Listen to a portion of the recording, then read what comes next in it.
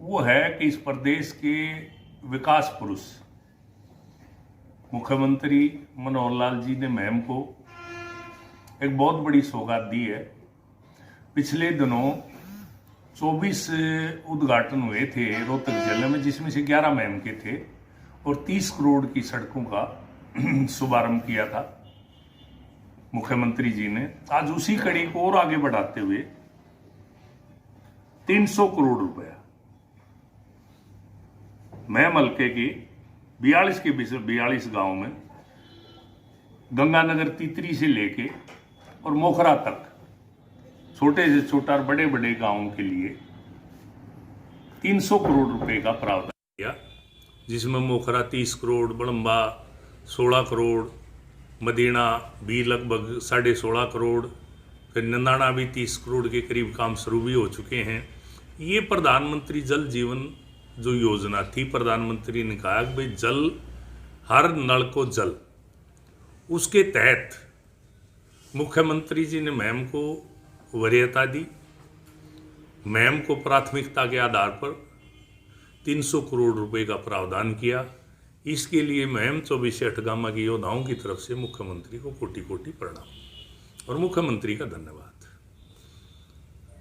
आज हरियाणा प्रदेश में 21वीं सदी में सही और गलत पर राजनीति होनी चाहिए और चर्चा होनी चाहिए, लेकिन अफसोस इस बात का कि कुछ एक लोग भ्रम की राजनीति, ठग्गाठोरी की राजनीति और नटवर लाल स्टाइल में जो राजनीति करने वाले जो लोग हैं, वो सुबह से लेकर शाम तक लोगों को भ्रम में डालने का प्रयास करते रहते हैं। लेकिन भारतीय जनता पार्टी जो कहती है वो करती है, भ्रम में डालती नहीं। पिछले दिनों प्रधानमंत्री नरेंद्र भाई मोदी ने कृषि कानून बनाए और जिनको लेके तरह तरह का भ्रम पैदा किया विपक्ष ने, वो कानून सीधे सीधे 2-3 बातें हैं, उसमें कोई लंबी चौड़ी बात नहीं।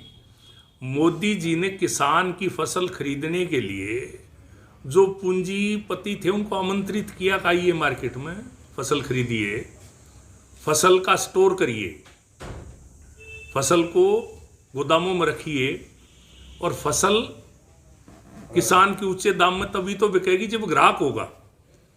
आज जीरी का, क्योंकि समस्या क्या है कि जितने भी गांव हैं, जितने भी ये देश हैं हमारे मुस्लिम, यहाँ नकली बासमती जाता है। नकली बासमती गया नहीं, भाव गिरा, प्रचार कर दिया कि भाव बीजेपी ने गिरा दिया।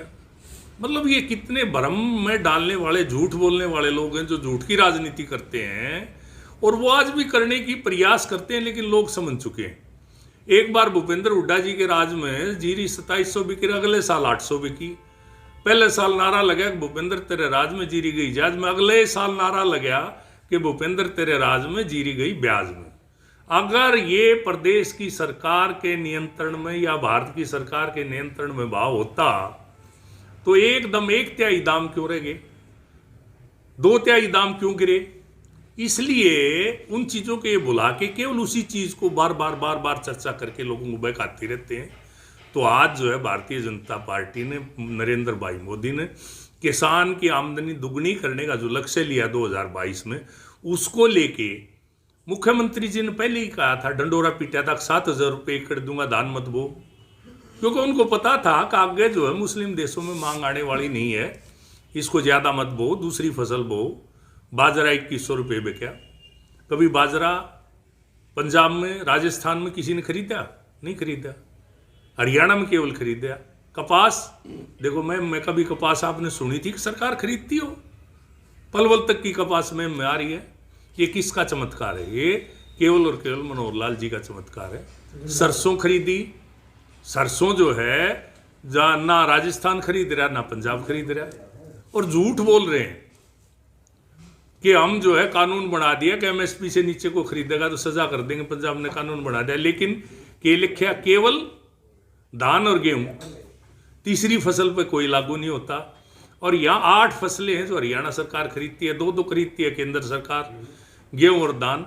बाकी जो 6 फसलें हो तो मनोहर लाल जी खरीद रहे हैं, नुकसान उठा के फायदा देना चाहते हैं किसान को, इसलिए तो खरीद रहे हैं। अगर किसान का भाव बढ़ाने के लिए मनोहर लाल जी ये सारी फसलें खरीद रहे हैं तो फिर भी जो विपक्ष है मुख्यमंत्री मनोहर लाल जी को किसान विरोधी चेहरा प्रचारित करने का प्रयास कर रहे हैं। तो इसलिए दीनबंधु सर छोटू राम ने कहा था कि भोले किसान तो मेरी 2 बात मान ले, बोलना ले सीख और दुश्मन पहचान ले।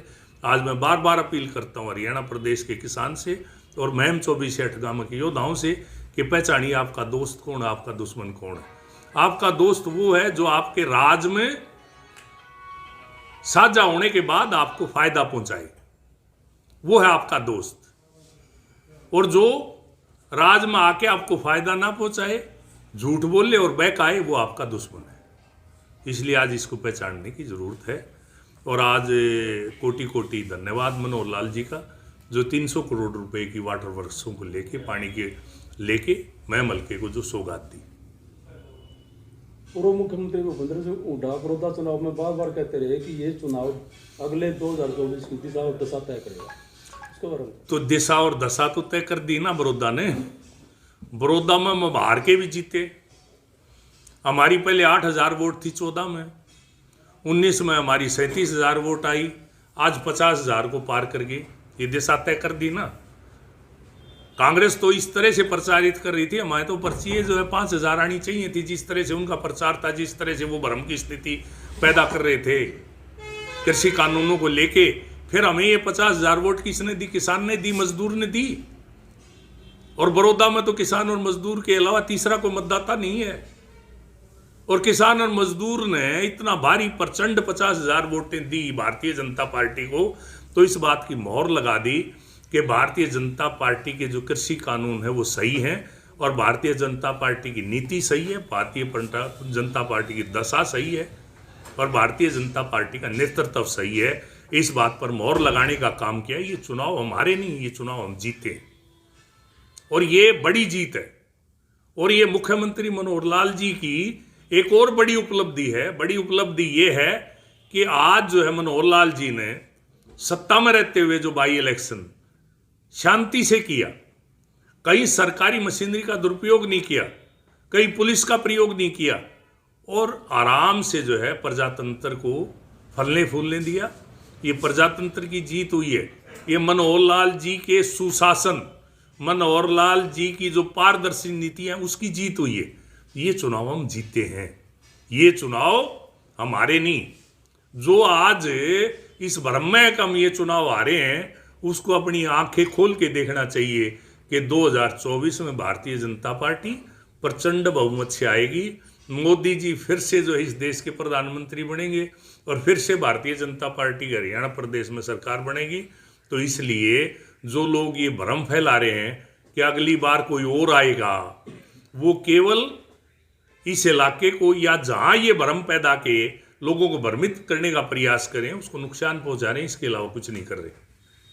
और मैं एक बात बता दूं कि दीनबंधु सर छोटू राम ने कहा था कि भोले किसान राज में साझा करके फायदा उठाना सीख ले। आज राज में साझा इस इलाके का नहीं होने दिया, इसलिए कि आज कुछ एक लोग अपनी राजनीति चमकाने के लिए भ्रम की स्थिति पैदा करना चाहते हैं और उस भ्रम के आधार पर ही तो उनकी दुकान चल रही है। भ्रम का और झूठ का जो सामान बेच रहे हैं, ये कब तक बिकेगा? लोग आज समझ गए और समझ जाएंगे। हरियाणा प्रदेश में अगला चुनाव पूरी तरह से भारतीय जनता पार्टी का चुनाव है और भारतीय जनता पार्टी के अलावा और कुछ भी नहीं।